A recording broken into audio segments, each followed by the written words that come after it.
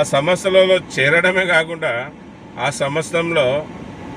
సంస్థలో leader post కూడా సంపాదించుకున్నాడు.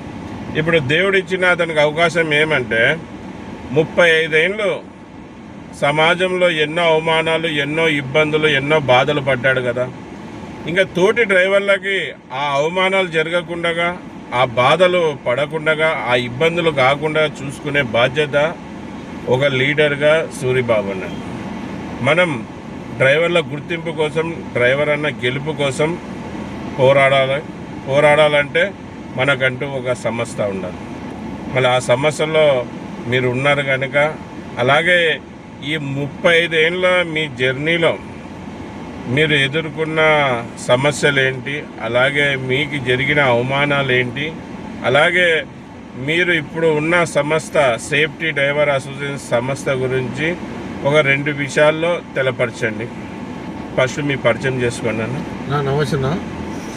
సేఫ్టీ డ్రైవర్ అసోసియేషన్ గ్రూప్ సభ్యులందరికీ, మన ఫౌండర్ అనవర భాషకు, మన లీడర్లకు, మన డ్రైవర్ ఫీల్డ్లో 35 ఏళ్లలో మనం కొన్ని కష్టాలు చెప్పుకోవాలంటే ఎన్నో ఉన్నాయి. దీనివల్ల నేను సేఫ్టీ డ్రైవర్ అసోసియేషన్ గ్రూపులో చేరడం వల్ల కొన్ని తెలుసుకున్నాను. కొంతమంది డ్రైవర్లకు సాయం చేయమని కోరుకుంటున్నాను. నా